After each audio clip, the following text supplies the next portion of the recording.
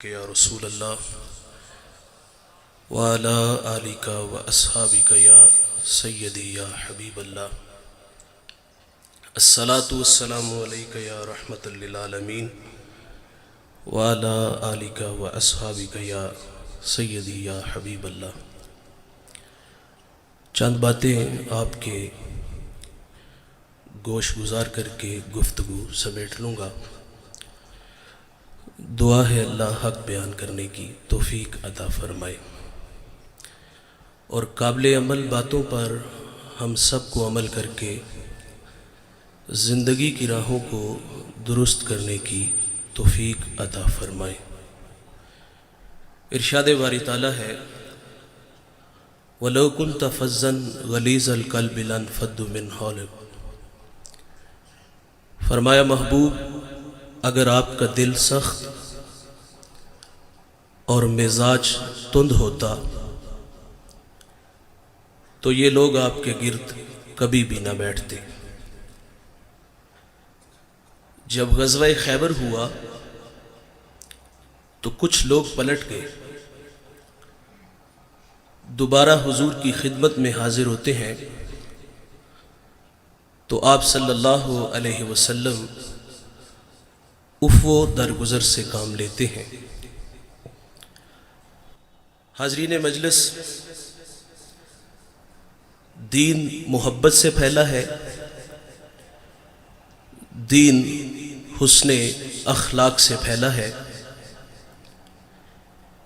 ایک ہندو شاعر کہتا ہے یہ لڑتے قبائل کو کس نے بتایا، محبت نہیں ہے تو کچھ بھی نہیں ہے۔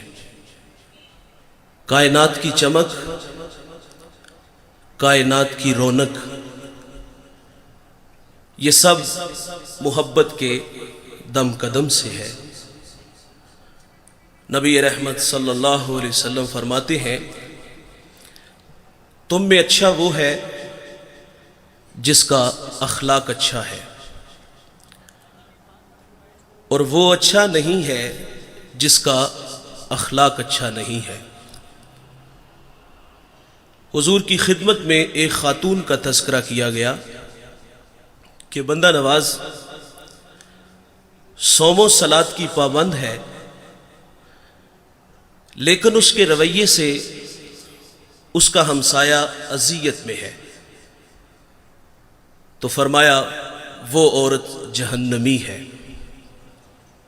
آقا فرماتے ہیں گھر خریدنے سے پہلے ہمسایہ اور سفر کرنے سے پہلے ہم سفر دیکھ لیا کرو۔ اور حضرت علی رضی اللہ تعالیٰ عنہ کا قول ہے، آپ فرماتے ہیں 5 چیزیں سعادت مندی کی نشانیاں ہیں: بیوی موافق ہو، بھائی متقی ہو، بیٹے نیک ہوں، اور ان میں ایک فرمایا کہ اس کے پڑوسی اچھے ہوں، اور 5واں فرمایا کہ اس کا رزق اس کے اپنے شہر میں ہو۔ ہمسایہ دیوار کا ہے یا سرحد کا؟ اگر ہمسائے اچھے میسر نہ آئے تو زندگی عذاب ہو جاتی ہے، اور اگر کسی کو اچھے ہمسائے مل جائیں تو یہ بہت بڑی دولت ہے۔ ابو حمزہ ایک بہت بڑے محدث گزرے ہیں، اور ان کے بارے میں مشہور تھا، لوگ کہتے تھے کہ یہ نشہ بیچتے ہیں۔ وہ کوئی منشیات کا کام نہیں کرتے تھے، بلکہ جب وہ حدیث رسول بیان کرتے تو لوگوں پہ نشہ طاری ہو جاتا تھا۔ ابو حمزہ کا ہمسایہ اس کو بامر مجبوری مکان فروخت کرنا پڑا، اور اس نے باہر لکھ کے لگا دیا مکان برائے فروخت، اور نیچے اس کی قیمت بھی لکھ دی 2000 میرے مکان کی قیمت ہے، اور مزید لکھا کہ 2000 ابو حمزہ کی ہمسائیگی کا بھی لوں گا۔ تو لوگوں کی ایک لمبی لائن لگ گئی تھی 4000 دینار دینے کے لیے، اور جب ابو حمزہ کو پتا چلا کہ میرا ہمسایہ مکان بیچ کر کے یہاں سے جا رہا ہے تو آپ نے خادم کو 4000 دینار دیے اور فرمایا جلدی جاؤ اور یہ میرے ہمسائے کو دے آؤ اور اسے کہنا کہ یہ تو ویسے ہی رکھ لے لیکن مجھے چھوڑ کے نہ جانا۔ اچھا ہمسایہ بہت بڑی دولت ہے۔ حضور کی خدمت میں خاتون کا تذکرہ ہے، نمازیں بھی پڑھتی ہے، روزے بھی رکھتی ہے، لیکن زبان کا زہر کوبرا سانپ سے بھی زیادہ زہریلا ہے، تو فرمایا جہنمی ہے۔ اسی طرح ایک اور عورت کا تذکرہ ہوا، معمول کی نمازیں ہیں، معمول کے روزے ہیں، لیکن اس کے رویے سے اس کا ہمسایہ خوش ہے، تو میرے نبی فرماتے ہیں وہ عورت جنتی ہے۔ جنت کا معیار کیا ہے؟ میٹھے بول، اچھے اخلاق۔ امام منذری الترغیب والترہیب میں ایک روایت لائے ہیں، یہ 6 صدی کے محدث ہیں، حدیث کی معتبر کتاب ہے۔ حضور کی خدمت میں ایک جوان حاضر ہوا جس کا نام نامی اسم گرامی جابر بن سلیم تھا۔ حضور سے پہلی ملاقات تھی اور اللہ نے اپنے محبوب کو یہ کمال بخشا تھا کہ آپ پہلی ہی ملاقات میں اپنا بنا لیتے تھے۔ ان کے بول بہاروں جیسے اور اصحاب ستاروں جیسے، مٹھیاں مٹھیاں بولیاں مدنی ڈول دیاں، کنا دے وچ رہندیاں مشری گول دیاں۔ میٹھی میٹھی باتیں سنی من میں اتر گئی، ایمان نصیب ہوا۔ جانے لگے تو حضور سے عرض کرتے ہیں آقا میرے دامن میں کچھ حکمت کے موتی ڈال دیجئے، جو ابھی ابھی ایمان لایا ہے اس کو حضور نبی رحمت صلی اللہ علیہ وسلم نے پہلی نصیحت کیا فرمائی؟ نماز پڑھا کرو، روزے رکھو، حج کے لیے نکلو، مال کے نصاب ہو تو زکوٰۃ دو۔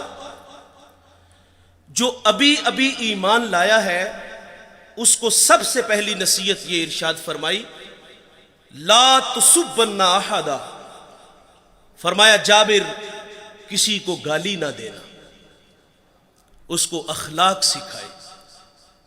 اور آپ فرماتے پھر میں نے ساری زندگی کسی جانور کو بھی گالی نہیں دی۔ ہمارے بچے بولنا سیکھتے ہیں تو گالیاں سیکھتے ہیں۔ ہمارے گھر کا ماحول ایسا ہے، والد بچوں کو گالیاں دیتا ہے اور وہ بچپن میں سیکھی گالیاں کل بڑے ہو کر وہ والد کو بھی گالی دیتا ہے۔ فرمایا کسی کو گالی نہ دینا، اور میرے نبی کا فرمان ہے مرغے کو گالی نہ دو۔ کیوں؟ فرمایا اس لیے کہ وہ تمہیں نماز کے لیے اٹھاتا ہے۔ یہاں رک کر کے ایک جملہ عرض کروں گا، فرمایا مرغے کو گالی نہ دو، وہ تمہیں نماز کے لیے اٹھاتا ہے۔ آج لوگ علماء کو گالیاں دیتے ہیں، جو لوگوں کو دین سکھاتے ہیں، جنہیں استنجا کرنے کا بھی پتہ نہیں نہ ہوتا، جو منہ میں آتا ہے وہ کہہ دیتا ہے۔ فرمایا پسو کو بھی گالی نہ دو۔ تعلیم تو یہ ہے کہ کسی پر لعنت بھی نہ کرو۔ سیدنا صدیق اکبر رضی اللہ تعالیٰ عنہ فرماتے ہیں ایک دن مجھے غلام پہ غصہ آ گیا اور میں نے اس پہ لعنت کر دی، تو نبی رحمت صلی اللہ علیہ وسلم فرماتے لعینا وصدیقینا کلا ورب الکعبہ، صدیق بھی ہو اور لعنت بھی کرے، رب کعبہ کی قسم ایسا ہرگز نہیں ہو سکتا۔ تو آپ جی میں شرمسار ہوئے اور اس غلام کو آپ نے کفارے کے طور پہ آزاد کر دیا۔ جابر کو حضور نے پہلی نصیحت فرمائی کہ کسی کو گالی نہ دینا۔ دوسری نصیحت فرمائی کہ جابر نیکی کو حقیر نہ جاننا۔ ہم لوگ گزر جاتے ہیں اس خیال سے کہ بھلا اس کا اجر کیا ہوگا۔ رحمت حق بہانہ می جوید، اللہ کی رحمت بندے کو بخشنے کے بہانے ڈھونڈتی ہے۔ ایک بہت بڑے محدث دنیا سے گئے، کسی کو خواب میں ملے تو پوچھا سنائے صاحب کیسے ہیں؟ کہا جنت کا باغ ہے قبر، آسودہ ہوں۔ تو اس نے عرض کی کہ آپ کا کون سا عمل آپ کی بخشش کا سبب بنا؟ تو کہا ایک چھوٹا سا عمل. کہا وہ کیا؟ انہوں نے بتایا کہ میں ایک دفعہ حدیث لکھنے بیٹھا, سیاہی میں قلم ڈبویا, باہر نکالا, لکھنے لگا کہ اس پہ ایک مکھی آ کے بیٹھ گئی. فرماتے میں نے اس خیال سے قلم کو روک لیا کہ یہ مخلوق خدا ہے, پیٹ کی پیاس بجھا لے میں پھر لکھ لوں گا. کہتے ہیں اللہ کو میری یہ ادا پسند آئی اور اللہ نے میری مغفرت فرما دی. جابر کو حضور نے ایک اور نصیحت فرمائی کہ جابر بن سلیم, جس سے بھی ملو تو خندہ پیشانی سے ملو. ہم سٹیٹس کو باہر رکھتے ہیں, مذہبی لوگ ہیں ہم. غریب آدمی ٹائم لینے آ جائے تو ہم ٹائم بھی نہیں دیتے, کوئی مسئلہ پوچھنے آ جائے تو ہم مسئلہ بھی نہیں بتاتے. انتہائی معذرت سے کہوں گا, ایک بندہ ڈسٹرکٹ منڈی بہاولدین سے چلا ہے, ایک کراچی سے چلا ہے, ایک پنڈی سے ہی چلا ہے.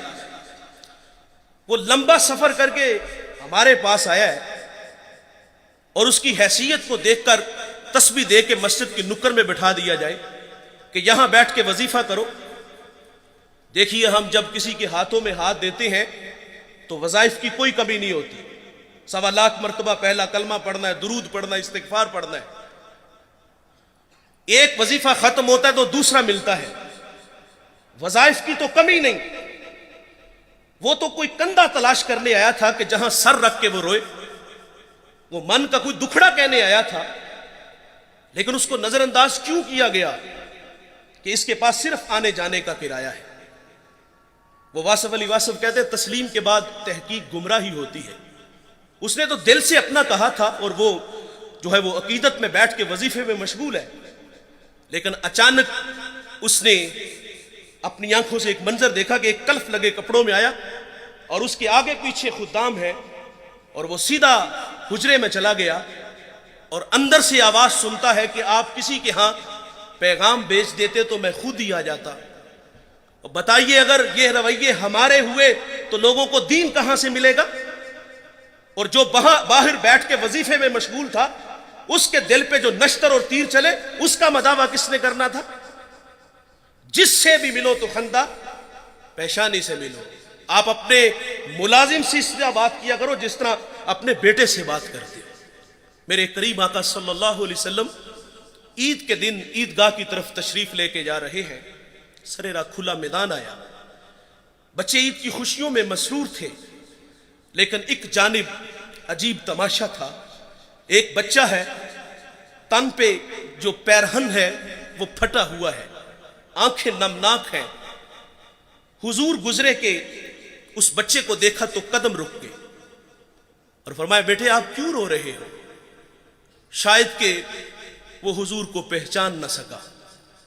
عرض کرتا ہے کہ فلاں غزوے میں میرے والد حضور کے ساتھ تھے کہ شہید ہو گئے, میں یتیم ہو گیا, ماں بیوہ ہو گئی, ماں نے دوسرا نکاح کر لیا, ستیلے باپ نے میرے مال پہ قبضہ کر لیا اور مجھے دھکے دے کے گھر سے نکال دیا. تو آقا فرماتے ہیں بیٹے کیا تو اس بات پہ راضی نہیں کہ محمد تیرے باپ لگے, عائشہ تیری ماں لگے, فاطمہ تیری بہن لگے, علی تیرے چچا لگے اور حسن و حسین تیرے بھائی لگے. وہ بچہ کہتا ہے اگر یہ سارے رشتے میرے ہیں تو مجھے اور چاہیے بھی کیا. حضور عیدگاہ نہیں گئے, اس بیٹے کو لیا, گھر تشریف لے آئے, اس کو کھانا دیا, لباس دیا, پھر انگلی تھامی اور عیدگاہ کی طرف تشریف لائے. سریرا جب کھلا میدان آیا نا تو وہی بچے جو عید کی خوشیوں میں مسرور تھے اور اس کے تن پر قیمتی لباس دیکھا اور اب نبی رحمت صلی اللہ علیہ وسلم کی انگلی تھام کے عیدگاہ کی طرف جا رہا تھا تو پھٹی نگاہوں سے دیکھ کے کسی نے کہہ دیا بھائی جان ابھی تو رو رہے تھے. اب فخر سے کہتا ہے میں بھوکا تھا مجھے کھانا ملا, میں ننگا تھا مجھے لباس ملا, میں یتیم تھا مجھے ابو جی محمد ملے, عائشہ ماں ملی، فاطمہ بہن ملی، علی چچا ملے، حسن و حسین بھائی ملے. وہ کہتا ہے اب بھی میں رہوں، جس سے بھی ملو تو خندہ پیشانی سے. امام راضی ایک یتیم کا تذکرہ کرتے ہیں. جب اس کا والد دنیا سے چلا گیا تو ماں کے تن پہ جو قمیض تھی وہ جگہ جگہ سے پھٹی ہوئی تھی. ماں سے کہتا ہے ماں اگر رخصت دو تو چچا سے آپ کے لیے قمیض نہ لے آؤں. ماں نے کہا بیٹے تو عرب کی روایت سے واقف نہیں، تیرا چچا تجھے قمیض نہیں دے گا، دھکے دے گا. بچپنے کی معصومیت تھی کہ محبت میں ماں سے الجھ بیٹھا. کہتا ہے ماں کیوں نہیں دے گا، میرے والد کا بھائی ہے، بہت سارے حق بنتے ہیں. جب ضد بڑی تو ماں نے اجازت دے دی. یہ بچہ چچا کے دروازے پہ آیا، دستک دی. چچا کے بیٹے باہر آئے اور یہ ان سے باتیں کرنے لگا. اس نے کیا کہا ہوگا کہ چلو باہر کھیلنے چلتے ہیں، یا کوئی کل کا پروگرام بنانے گیا تھا. نہیں دوستو، وہ کیا کسی مفکر نے کہا تھا کہ غریب کی جوانی جنگل کا پھول اور سردیوں کی چاندنی یوں ہی بیکار جاتی ہے. غریب کو تو جوانی میں بال سنوارنے کا بھی موقع نہیں ملتا. یقیناً اس نے کہا ہوگا کہ تمہاری چچی کے تن پہ جو قمیض ہے وہ جگہ جگہ سے پھٹی ہوئی ہے اور میں سوالی بن کے تمہارے دروازے پہ آیا ہوں. ابھی یہ باتیں ہو رہی تھی کہ چچا بھی آ گیا.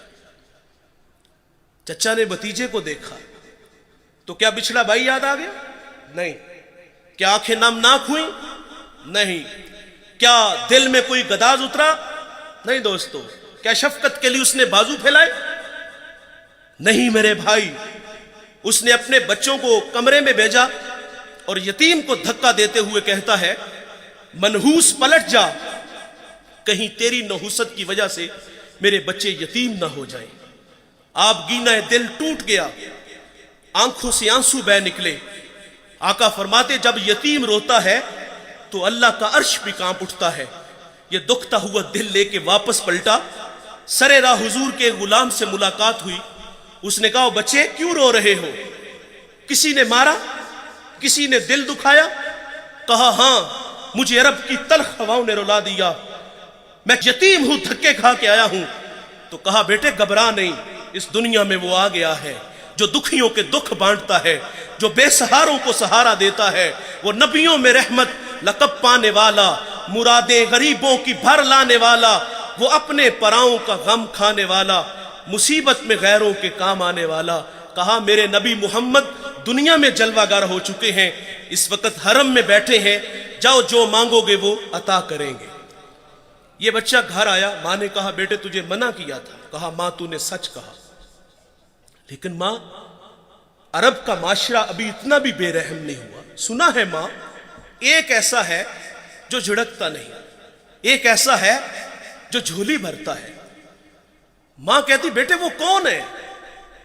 اس نے کہا زمانہ اس کو محمد صلی اللہ علیہ وسلم کے نام سے جانتا ہے. جب حضور کا نام سنا تو ماں چونک سی جاتی ہے. کہا بیٹے نہیں جانے دوں گی. کہا ماں کیوں نہیں جانے دو گی؟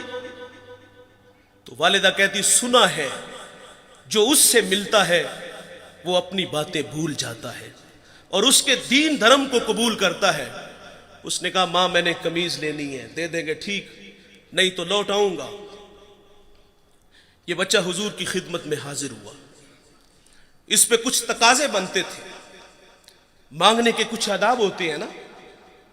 سائل ہمارے دروازوں پر بھی آتے ہیں اور کیا کچھ نہیں ہمیں کہتے، سیٹھ صاحب، شیخ صاحب، مولانا صاحب، کاروبار کے لیے دعائیں، بچوں کو دعائیں، پھر مٹھی آٹا یا 2 آنے ملتے ہیں. اس بچے پہ تقاضا بنتا تھا، پہلے یتیمی کا داغ دکھاتا، پھر اپنوں کے رویے بتاتا، پھر سرے راہ ملنے والے حضور کے غلام کی کہانی چھیڑتا کہ میں نے سنا ہے آپ کے بارے میں آپ بڑے رحیم ہو، بڑے کریم ہو، مہربان ہو، جو مانگو عطا کرتے ہو. اتنا تو حق بنتا تھا. لیکن دوستو اس بچے نے کوئی ایسی بات نہیں کی. اس نے آگے کہا جناب والا میں نے آپ کے دین کو قبول نہیں کرنا، میں آپ سے ایک قمیض لینے آیا ہوں، میری ماں کے تن پہ جو قمیض ہے وہ جگہ جگہ سے پھٹی ہوئی ہے. حضور ناراض نہیں ہوتے، कमीज के बटन खोलते हैं, उतारते हैं और उस यतीम को अता फरमा देते हैं। और फिर यूं बाजू फैला के फरमाया, आजो बेटे मैं मोहम्मद के सीने से लग जाऊं, जिससे भी मिलो तो खंदा पेशानी से मिलो। जाबिर बिन सुलैम रदी अल्लाह ताला अन्हु फरमाते हैं, हुजूर ने मुझे एक और नसीहत इरशाद फरमाई। जाबिर बिन सुलैम, किसी को शर्मिंदा न करना, यह भी अखलाक से गिरी हुई बात है और हम कदम कदम पे करते हैं। देखे भाई, इंसान की फितरत में भूल जाना है। कोई बंदा मरने से पहले आ जाए, हाथ जोड़ के कह दे कि या अल्लाह आज के बाद गुनाह नहीं करूंगा, यह उसका वादा है कि जो मेरी चौखट पे 2 आंसू ले आता है, मैं उसके गुनाह को लोहे महफूज से मिटा देता हूं। हम तो माइल बकरम है, कोई साइल ही नहीं, राह दिखलाएं किसे, कोई रह रवे मंजिल ही नहीं। जो गुनाह छोड़ देते हैं, आदत बारी ताला है, वो उनके गुनाहों को माफ कर देता है। बनी इसराइल में एक जवान था जिसका नाम किफल है। किफल किसी शरीफ आदमी का नाम नहीं, बहुत बड़ा बदमाश है। और उसकी बदमाशी क्या है, वो गरीबों की बेटियों को लूटता था। एक दफा उसने 60 दिनार में किसी मजबूर बेटी को खरीदा, खलवत में उसके पास गया, देखा तो वो रो रही थी। किफल समझता था कि मेरे पहलू में आने वाली हर बेटी बेगैरत होती है, लेकिन यहां बरसते आंसू देखे तो कदम रुक गए। सवाल करते कि क्यों रो रही हो? उसने कहा, किफल मैं शौक से नहीं आई, मुझे भूख तेरे तक खींच लाई है, मुझे गुर्बत तेरे तक खींच लाई है। यहां एक जुमला अर्ज करूंगा, जब मालदार लोग, जब सरमायादार लोग, जब वडेरे लोग गरीबों का हक नहीं ना देते, तो फिर गरीबों की बेटियां नीलाम हो जाती हैं। ये डायमंड मंडियां, ये बाजारे हुसन, ये कोठे, ये कंजरियां उस वक्त बनती हैं जब हम इनका हक नहीं देते। आज फख्र है कि बहुत बड़े जगीरदार हैं, बहुत बड़े जमींदार हैं, तिजोरियां खजानों से भरी हुई हैं और उनके हमने मुंह भी खोले हैं, पैसा पानी की तरह बहाते हैं। माशरे में हम दरिया दिल मशहूर है, लेकिन दौलत कहां लुटाते हैं? जहां नफ्स को हज मिलता है।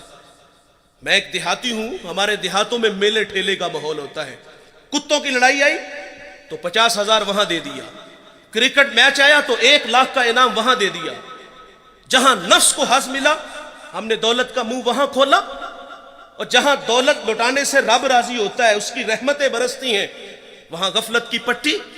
वो क्या किसी शायर ने कहा था कि देखा है मैंने शहर में कूड़े के ढेर पर 2 बच्चे लड़ रहे थे फकत एक बेर पर, फसलों को काटते कुछ टूटी चूड़ियां, कुछ बिक गई हैं दोस्तों गंदम के सेर पर। और गंदम अमीर शहर की होती रही खराब, बेटी मगर गरीब की फाकों से मर गई। और मोहसिन नकवी कहता है, मोहसिन ये गरीब लोग भी तिनकों का ढेर हुआ करते हैं, कभी पानी में बह गए तो कभी मलबे में दब गए। और अल्लाह ने आपको दौलत से नवाजा। दौलत वहां जो जहां दौलत लुटाने से रब राजी होता है, उसकी रहमतें बरसती हैं। हमारे गुजरावाला धुल्ला चौक पे एक बूढ़ा दिन दिहाड़े आटे का थैला उठा के दौड़ लगाता है। नहीफ था, 2 कदम चला के लोगों ने पकड़ा और खूब जद्दोकोब किया। और बाद में सवाल किया कि बूढ़े ये जुर्रत क्यों की? तो वो बूढ़ा रोने लगा। वो कहता है, 1 हफ्ता हो गया मुझे इस चौक में आके खड़ा होता हूं मजदूरी के लिए, और मुझे बूढ़ा समझ के लोग छोड़ के चले जाते हैं। हफ्ता हो गया, बच्चे भूख से मर रहे हैं। आज उनकी भूख देखी नहीं गई तो चोरी पे जो है वो आमादा हुआ। और दौलत यहां लुटाओ। ये नवाए वक्त में एक खबर छपी थी, कमालिया की बेटी वो शादी के काबिल थी, एक रिश्ता मिला, उधर से बारात आ रही है, इधर बेटी वाले तैयारियों में थे। हमसायगी में से किसी ने शरारत की कि जिसके घर में आ रहे हो वो अपनी बेटी को चंद जोड़ों के सिवा और कुछ भी नहीं दे सकता। बारात वहीं से वापस चली गई थी। बताओ, उस बेटी के दिल पे जो कुचोके और जख्म लगे थे, उसका मदावा किसने करना था? चांदी उतर आई बेटियों के बालों में। मुफलिस को उम्मीद फिर उम्मीद है कि बारात आएगी। और किताबे जीस्त का एक और बाप बीत गया, जहेज बन न सका और शबाब बीत गया। और अल्लाह ने आपको दौलत से नवाजा है। गरीबों की बेवाओं की बेटियां घरों में बूढ़ी हो रही हैं, तुम कुत्तों की लड़ाई पे पैसे लुटा रहे हो, तुम हिजड़ों पे दौलत लुटा रहे हो। अगर दौलत लुटाने का शौक है تو معاشرے میں پھیلے ہوئے دکھ دیکھو، یتاما مساکین پہ دولت لٹاؤ تاکہ تم خدا کی رحمتوں کے مستحق ٹھہرو۔ لیکن دولت وہاں دی جہاں نفس کو حظ ملا۔ جب اس بیٹی نے کہا کفل مجھے بھوک تیرے تک کھینچ لائی ہے، یہ ایک جملہ کفل کی ہدایت کا سبب بنا۔ دل کے آئینے پہ چوٹ لگی، کفل رونے لگا، ہاتھ جوڑ کے کہتا ہے بہن مجھے معاف کر دے، تو جس عزت سے آئی ہے اسی عزت سے واپس گھر چلی جا، اور میرے لیے دعا کر کہ میں بڑا ہی کتا انسان ہوں، اللہ مجھے معاف کر دے۔ وہ بیٹی گھر چلی گئی اور ادھر تقدیر کا قلم چل گیا۔ اسی رات کفل کو موت آ گئی۔ صبح ہوئی تو زمانے نے کفل کی دیوار پہ یہ لکھا ہوا پڑا تھا کہ اللہ نے کفل کو معاف کر دیا ہے۔ وہ معاف کر کے راضی ہوتا ہے۔ بھائی ہمیں بھی عادت ڈالنی چاہیے۔ حضور کی خدمت میں ایک خاتون آئی اور عرض کرتی طہرنی یا رسول اللہ، طہرنی یا رسول اللہ، طہرنی یا رسول اللہ، طہرنی یا رسول اللہ۔ 4 دفعہ کہا آقا مجھے پاک کیجئے، آقا مجھے پاک کیجئے، آقا مجھے پاک کیجئے، آقا مجھے پاک کیجئے۔ حضور نے اس کا جرم پوچھا تو اس نے کہا کہ میں شادی شدہ ہوں، مجھ سے زنا کا ارتکاب ہوا، میرے پیٹ میں بچہ ہے۔ اور یہ حضور سے جب اس نے عرض کیا تو حضور فرماتے ہیں یہ گناہ تو نے کیا ہے، اس کی سزا بھی تیرے لیے ہے، اس بچے کا کوئی قصور نہیں۔ حضور نے اس کو مہلت دی، اس نے بچے کو جنم دیا، پھر 2 سال اس کو دودھ پلایا۔ 2.5 سال بعد حضور کی خدمت میں حاضر ہے، اس کو سنگسار کیا گیا، پھر خود حضور نے جنازہ پڑھا۔ حضرت عمر رضی اللہ تعالیٰ عنہ عرض کرتے ہیں آقا یہ بڑی بدکار عورت تھی، تو میرے نبی فرماتے ہیں عمر اس خاتون نے ایسی سچی توبہ کی ہے، اگر اس کی توبہ کا 10واں حصہ اہل مدینہ میں بانٹ دیا جائے تو اللہ تعالیٰ سب کی مغفرت فرما دے۔ لیکن ہمارا حال کیا ہے، اگر غلطی ہو جائے تو ہم معافی نہیں کرتے۔ یار مثال کے طور پہ بندہ گناہ چھوڑ کے مسجد میں ہی آنا ہے نا اس نے، تو ہم کہتے ہیں لو 100 چوہے کھا کے بلی حج نو چلی، اور پائی تینوں مسجد اراکی نے وہایا، اسی اللہ نے جس اللہ نے تمہیں دکھایا ہے۔ کبھی ہم کہتے چور چوری چھوڑ دیتا ہے، ہیرا پھیری نہیں چھوڑتا، جوتے چرانے آئے ہو۔ وہ یار وہ آ گیا ہے، مسجد کی آبادی کا سبب بنا ہے، ہمیں خوش ہونا چاہیے تھا۔ میں شکر گڑھ باؤنڈری پہ ایک گاؤں میں حاضر ہوا تو وہاں جو محلے کی مسجد تھی نا، وہاں نماز تو بڑی دور کی بات ہے، اذان پڑھنے کے لیے کوئی بندہ نہیں ملتا تھا۔ یہ مسجدوں کی حالتیں ہیں۔ اقبال جب اندلس گیا، قرطبہ مسجد جس کے 1400 ستون ہیں، اسے اجڑا دیکھا تو اقبال وہاں پھوٹ پھوٹ کے رویا تھا کہ رو رہی ہے آج ایک ٹوٹی ہوئی مینا اسے، کل تلک جس ساکی کے گردش میں پیمانے رہے، خیر تو ساکی سہی مگر پلائے گا کسے، اب نہ میں کش باقی رہے نہ میں خانے رہے۔ اقبال کہتا ہے واعظ قوم کی وہ پختہ خیالی نہ رہی، برق طبعی نہ رہی، شعلہ مکالی نہ رہی، رہ گئی رسم اذاں روح بلالی نہ رہی، فلسفہ رہ گیا تلقین غزالی نہ رہی، اور مسجد مرثیہ خواہ ہے کہ نمازی نہ رہے، یعنی صاحب اوصاف وہ حجازی نہ رہے۔ اللہ کے گھر تو ویران ہے، اگر کسی کی پیشانی میں سجدوں کا نور ٹپک رہا ہے، وہ اللہ کے گھر میں حاضر ہے، ہمیں تو خوش ہونا چاہیے تھا، لیکن ہم شرمندہ کرتے ہیں۔ جب اللہ معاف کر دیتا ہے تو ہمیں بھی عادت ڈالنی چاہیے۔